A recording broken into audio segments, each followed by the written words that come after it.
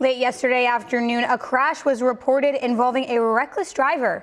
Over the weekend, controversial remarks were left on social media by a Syracuse staff member. And changes within the cabinet following President Donald Trump's election. All that plus your weather and orange sports coming up on this edition of Mornings on the Hill.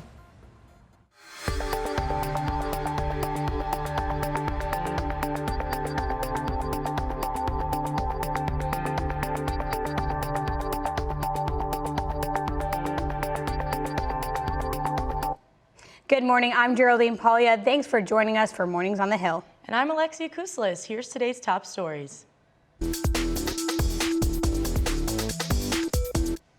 New this morning, the driver of an SUV that crashed into a truck last night that caused part of a Grand Boulevard on north side of Syracuse to close for hours is still on the run this morning.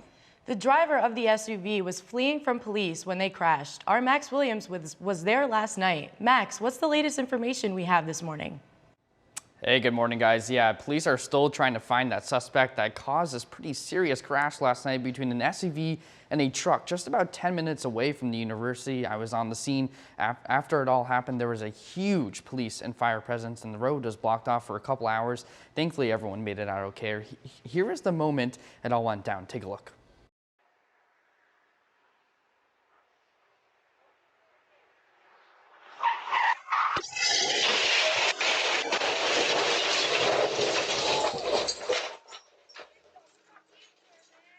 A scary situation caught on camera of the moment an SUV fleeing from police slams into this truck on the north side of Syracuse last night. Heard like a loud boom, and that's not normal because usually like nothing goes on outside the street.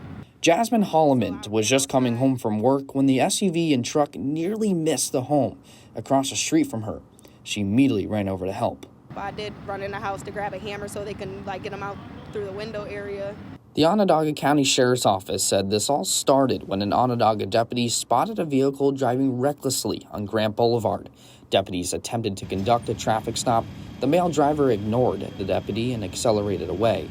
That led to the crash and then the driver running away. Little car accidents happen, but this is like something major. Like this could have went through somebody's house. Yeah, scary situation there. There was a woman in the front seat of the SUV and two people in the truck. All three were injured, but are expected to be okay as police are still investigating at this hour. Reporting in studio, I'm Max Williams. Max, thanks for the updates. I'm glad that everyone is expected to make a full recovery. In later news, a Syracuse staff member was found leaving remarks on an Instagram post. Fraternity and Sorority Affairs Director Tiffany Bennett left a comment on an Instagram post showing a pro-Palestine protest saying, "Get ready to be able to park in Gaza, parking lot coming soon." A screenshot of her comment blew up on X, and many people were outraged by her remarks. In a comment, Syracuse University has not commented on this situation. Newly elected President Donald Trump has been rolling out his cabinet picks this past week. Yesterday evening, Trump announced on X that Elon Musk and Vivek Ramaswamy will lead a newly created role. The Department of Government Efficiency, otherwise known as DOGE, is meant to, quote, dismantle government bureaucracy, slash access regulations, cut wasteful expenditures, and restructure federal agencies, end quote. Trump also nominated Fox News host and Army veteran Pete Hegseth to be the Secretary of Defense. Special Counsel Jack Smith is saying he intends to step down before President-elect Donald Trump takes office. He is also discussing how to wind down the two outstanding federal criminal cases against the former president before Trump's election last Tuesday. Smith and his team have made significant steps to their election inference cases. Despite this, the Justice Department states that it cannot charge a sitting president with crime. Last Tuesday, state and general election results were announced except for District 50 between Chris Ryan and Nick Paro. Vinaya Johnson is here in the studio with more on this story. Vinaya? Thanks, guys. The race for New York State Senate's 50th district between Democrat Chris Ryan and Republican Nick Paro is projected to be highly competitive, with Ryan taking the lead. At Harvey's Garden, Democratic Onondaga County legislator Chris Ryan was accompanied by his candidate committee, press, and Rachel May, who defended her state Senate seat and won re-election in New York's 48th district. Ryan expressed his previous roles and the confidence he has with his party. I work for, like I did in the Geddes-Town Board, I work for the residents on the county legislature. It means a lot to me, and I don't really, it doesn't matter what your party affiliation is. Everybody has a voice, and if they're going to, and if the residents of the 50th district are going to send me to the state senate, I will work for them. Ryan's plans aim to improve housing, health care, and employment in neighborhoods that will benefit from Rycron's significant investment. I'm a people person. I love to talk. I love to engage in people. I love to listen to people. It's my job, obviously, in labor relations when I'm not doing politics and government. So I think you have to listen to people. I think you have to get an idea of what people are talking about, what issues matter to them. The Democratic Watch Party around midnight, he announced that his race had not yet been called and dismissed everyone, with Ryan leading Pero by 548 votes. According to unofficial results, this race remained too close to call. About 98% of the votes in the district were counted, and Ryan holds a 34% lead. The vote within the 5% vote margin that would trigger a recount. The outcome may not be confirmed until December due to the possibility of a hand count if the race is not separated by more than 5 percentage points. That's all I have for you today. Geraldine and Alexis, back to you guys. Thanks, Vanaya. This morning was a chilly one. I had to break out my winter jacket to go to work this morning. How about you, Alexia? I actually did, Geraldine. It's definitely starting to feel like winter here in Syracuse. Our weatherman, Zach Card, is outside now with more. I hope he brought his jacket, too. Hey guys, that's right. I did bring my coat, and I even opted in for the gloves today. It's cold out here. Otto was even up the way a little bit, trying to warm up students on their way to class. Everyone's bundled up. It was the coldest morning in 7 months here in Syracuse. When I woke up, it was 27 degrees outside. Right now, it's a little bit closer to 35. We got a slight wind coming in from the north, bringing the temperature down a little bit, but we're looking to warm up into the 40s going into the day. I'll have more for you back in the studio in just a little bit. Thanks, Zach. It's Native American Heritage Month. Stay tuned to see how Syracuse is celebrating. November is Native Heritage Month, and our Zatazia Duffy went to 113 Euclid's Friendsgiving event last night. Zatazia joins us live from UAV right now. Zatazia? Thanks, Geraldine. November is Native Heritage Month, and that means it's a special time of year when Indigenous communities educate the world on their histories. Here at 113 Euclid, Indigenous students have found a safe haven. ESF grad student Nevaeh Marshall plays a significant role in mentoring students. And this space is so important for the students on campus because, as you saw downstairs, they have so much fun here. And it can be really hard coming from a reservation or a place where you're really attached with your community, and then going to a school that's often a lot bigger than what you're used to, and it kind of just gives them like a sense of home. Senior history major and Native American studies minor Michael Benedict, whose indigenous name is Wosa, grew up on a reservation and said it was at 113 he found community. With this month, it gives us a chance to kind of spread who we are as people, because throughout the history books, you always hear the sad story, the Trail of Tears. Always hear sad stuff about us, but at the same time, that's not who we are. We're actually, we have fun, we laugh, we're happy people. When you get the chance, ask questions. Ask why this month is so important. Ask about who we are. Just ask. We're always open to answering any questions we have. We encourage it. We have a whole minor program that teaches Indigenous history. And it's the fact that it's not just Haudenosaunee that's the only Indigenous people here. There's Indigenous people from all over the world here, and that we want their stories, their history to also be recognized as well. To learn more, visit 113 Euclid's website. For Mornings on the Hill, Zatazia Duffy. Thanks, Zatazia. Now we're coming back in studio to get a look at this week's weather with Zach Card. Hey guys, we're inside right now. Different graphic showing behind me, but we're still in the 30 degrees right now, about 35, warming up a little bit. We're gonna take a look at tomorrow, another cold morning, probably up to 46 in the afternoon, very small chance of rain coming in the afternoon, but it'll be cloudy all day, not the best day tomorrow. Looking into the week ahead, We got 40 degrees tomorrow. Like I said, into Friday, we start to get a little bit warmer, high of 50, and the sun begins to come out Saturday. Now that doesn't stay long. Sunday, we've got a 40% chance of rain, and those clouds come back. And Monday, we got a 50% chance. Still too warm for snow, though. We won't see that for a couple weeks. The high in 50 and the low in 40 degrees means no snow for the time being. I'm Zach Hall with Mornings on the Hill. Back to you guys in the studio. Thanks, Zach. Coming up on Mornings on the Hill, Syracuse men's basketball beat Colgate last night by the skin of their teeth. And tonight, Syracuse women's basketball plays a ranked foe. We'll break that down and more after the break.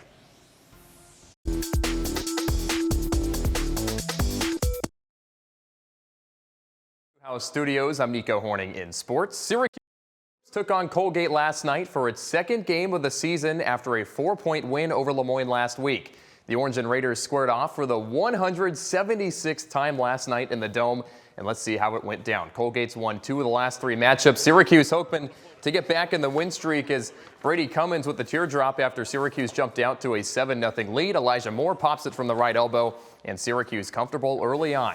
Later on in the first half, Syracuse a 6-point lead. A little whoop-de-doo to Eddie Lampkin, and he jams it down. Syracuse takes advantage, and the Orange with a 3-point lead at halftime. Again, the passing beautifully started and executed to start the second half as Eddie Lampkin found Chris Bell, and the Orange with a double-digit lead. Syracuse took advantage of their fast break opportunity. The only fast break points of the game, Chris Bell lays it in, and Syracuse with its largest lead at 13. However, that lead dissipated. Here's Woodward for Colgate inside, and he ties it up with just over a minute to go. And then finally, under a minute left, a close game in the Dome. Syracuse driving down. Lampkin puts it up, and Syracuse takes the lead, 74-72. It would all come down to this. A free throw opportunity. It's missed by Lucas Taylor. Colgate with the rebound. A chance to tie or take the lead. Louis Jock blows a tire, and Colgate couldn't take it home. Syracuse wins 74-72. They hold on, and head coach Adrian Autry barely squeaked by their first 2 opponents, but he defended his squad after the game. We've had 2 tough games, and when I look around all college basketball, none of these games are blowouts. There's a couple of teams that are blowing teams out. Everyone else is having their time. They open it up at the end, and we would have done the same thing if we'd have made our free throws. We didn't make our free throws. They did get the win. They're 2-0, but they've only outscored their first 2 opponents by a combined 6 points. Syracuse plays again at home against Youngstown State Saturday with a 1 o'clock tip. All right, the men's squad is hanging in there, but how about the women's squad? They got exposed over the weekend, and Nate Cunningham explains why. Thanks, Nico. While the men's team has snuck out 2 close wins to start the season, Syracuse women's basketball, they've not had the same luck. The Orange lost its first game of the season 84-70 to St. Joseph's. The loss marks the first home non-conference defeat since November of 2019, nearly 5 years ago. To add salt to the wound, both of SU's opponents this season, Niagara and SJU, have tallied 84 points. Coming into the season, the Orange hadn't allowed a non-conference opponent to score more than 75 in a game since 2021. Now just 2 contests in, and it's happened twice. However, head coach Felicia Leggett-Jack tried to have a positive outlook, even in defeat. Giving up 84 points to anybody, I don't care if it's the Lakers, that's not what we do.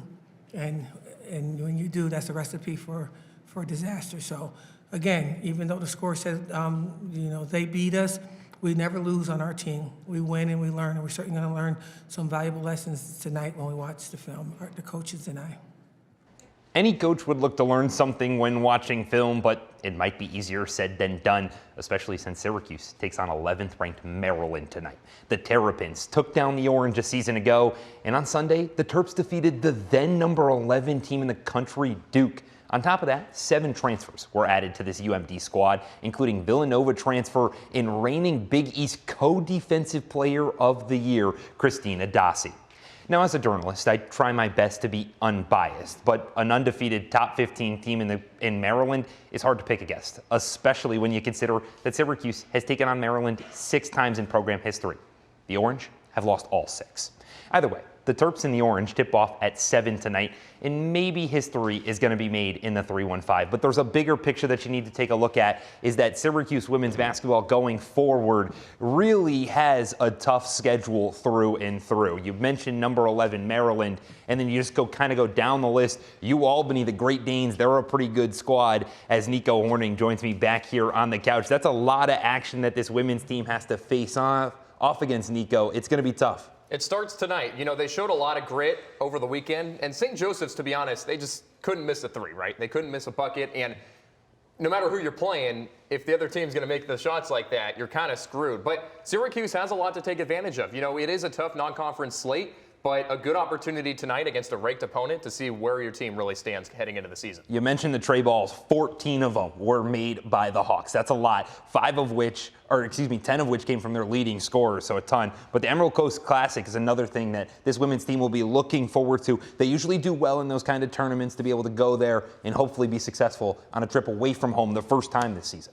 It's a lot of games at a quick rate as well, and they got to see how their stamina stands early on in the season. How about that Hawk flapping at the St. Joseph's game, by the way? Hawk flapping. It wouldn't stop. Absolutely incredible. But it's not just the women's squad, it's also the men's team. You mentioned Youngstown State. They're coming. But the road ahead for Syracuse men's basketball. Oh, my goodness. Texas, either St. Joseph or Texas Tech, both of those teams extremely good this season. Cornell, always a tough in-state test. And then look at the bottom.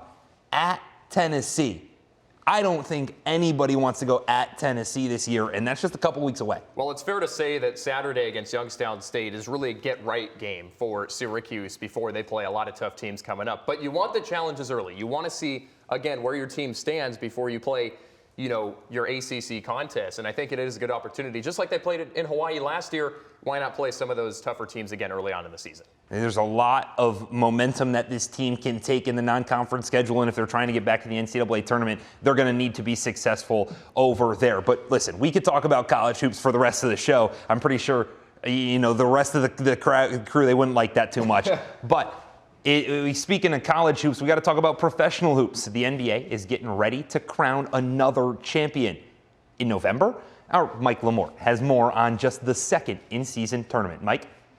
Hey, Nate, you got that right. While the NBA is nowhere near ready to hand out its Larry O'Brien Championship Trophy, that doesn't mean the teams are not competing on the hardware right now to be crowned in-season champions. Last night, the second annual NBA Cup kicked off with the headline of the night being those New York Knicks and their victory over the 76ers. It all began with the Sixers giving a warm welcome to this guy right here, Joel Embiid, at the Wells Fargo Stadium. He made his season debut after being sidelined for the first 9 games with a knee injury and a suspension for shoving a reporter. Yikes, I know. The big man finished the night with 13 points, 3 rebounds, and 5 assists, but not even that could stop the New York Knicks from pummeling Philly 111 to 99 with a fourth quarter performance like no other. All right, let's talk numbers here. OG Anunoby put up the highlight this game with his 24 points and an impressive dunk in the fourth that set the tone for the Knickerbockers. In fact, all 6 starters for New York put up at least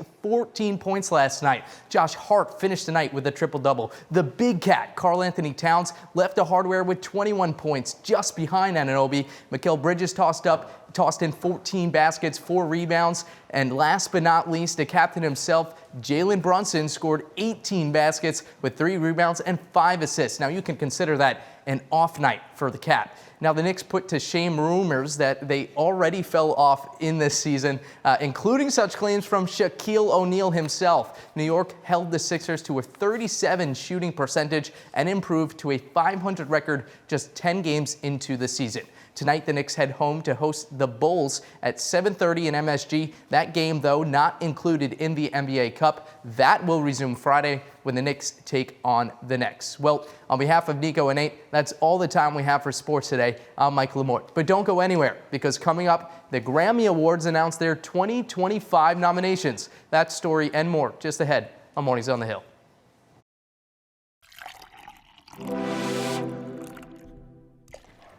Good morning and welcome back. I'm Autumn Ryan with your Morning Juice. Let's get into the top squeezes of this week. Dancing with the Stars aired its 500th episode last night, recreating some of its most iconic dance moments from past episodes.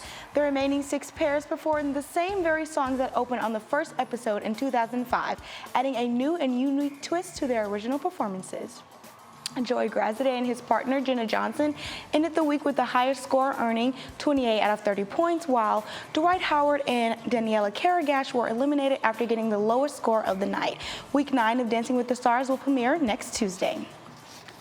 It's a celebration in music this week for artists and fans. The 2025 Grammy Award nominations were announced on Friday. Beyoncé is now the most nominated artist in Grammy Award history with a total of 99 nominations. Previously, she tied this with her husband Jay-Z, who has 88 nominations. Her latest album, Cowboy Carter, earned 11 nominations, including Best Country Album and Best Country Duo Group Performance. The Beatles earned their first nomination for Record of the Year since 1997 for their song Now and Then, making history as the first AI-generated song to be nominated. The 67th Annual Grammy Awards will air in February 2025. So, how are you ladies feeling about the Grammys? I'm very excited to see what Beyoncé will win. She's one of my favorite singers. I'm pretty excited. I'm really excited to see Adele too. She's one of my favorite artists, and I know that she just had her recent last performance a few months ago, I think. So I think this might be a really good event for her and see what she can get. I'm also very excited for Billie Eilish. I mean, she has been a powerhouse within the Grammys nominations before and still is. I think she's nominated for about 7 Album of the Year, Record of the Year. I mean, she just keeps going. Her lyrics are awesome, and she does that with her brother Phineas. So I'm really excited to see what she does this year. Yeah, I'm very excited. So how are you guys feeling about Taylor Swift versus Beyoncé? I know they're going head and head for nominations this year. They are. I don't know. That's a tough duo. I think they both are competing for the best female artist right now. So I don't know. We'll see. Yeah, I agree. I mean, they're both very unique artists, but they are both powerful. But that's going to do it for us. This is going to do it for us on Wednesday here on Morning on the Hill. I'm Jolene Polya. Follow us on social media. And I'm Alexi Kuslis. Thanks for watching Orange Nation. We'll see you next Wednesday live at 10 a.m. right here on OTN.